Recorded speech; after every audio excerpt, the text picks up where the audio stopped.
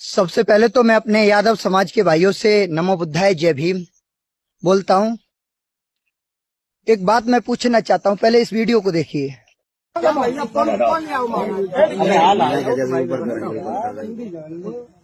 याद रहे वो चाहिए कि ब्राह्मणन के गांव में आए कि तुमने मतलब जो करो वो जो तुम्हारी बाकी सजा है, तुम जिंदगी तुम्हें ऐसा करवो नहीं चाहिए। तो जो तुमने करो बड़ी वाली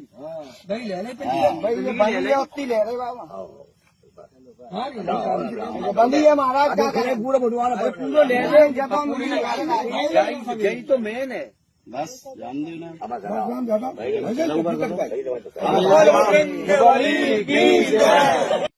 अब आप लोग एक बात बताइए, इसमें आपको लग रहा होगा कि ब्राह्मण लोगों ने गलत किया। जी नहीं, क्यों? क्योंकि सच तो ये है, ब्राह्मणों ने गलत कुछ नहीं किया, मनवादियों ने कुछ गलत नहीं किया। यादव समाज के भाई के साथ ऐसा किया तो क्यों? क्योंकि हमारे समाज यानी शूद्र वर्ण या SC ST OBC के लोग जितने भी शूद्रों में आते हैं, इन्हें खुद को ही नहीं दिखाई दे रहा है उन मनवादियों का जो पवित्र ग्रंथ है जिससे कहते हैं मनुस्मृति।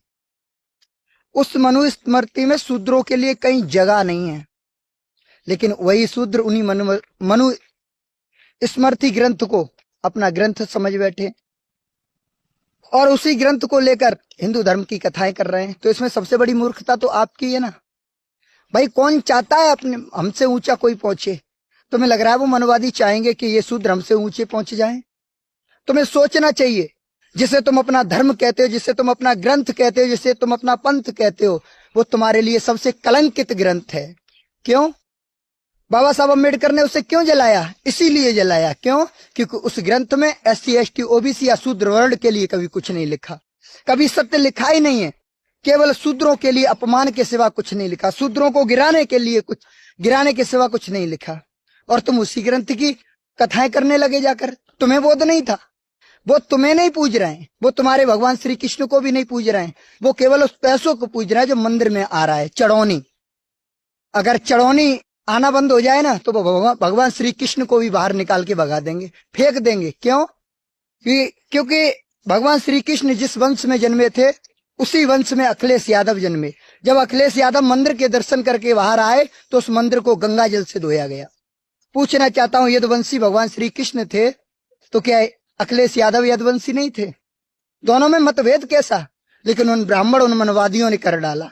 तो सोच कर देखो, वो तुम्हें नहीं तुम्हारा इस्तेमाल कर रहे हैं। और सच तो ये है कि तुम्हें तो उस ग्रंथ में जाना भी नहीं चाहिए। संविधान क्या कम है तुम्हारे लिए?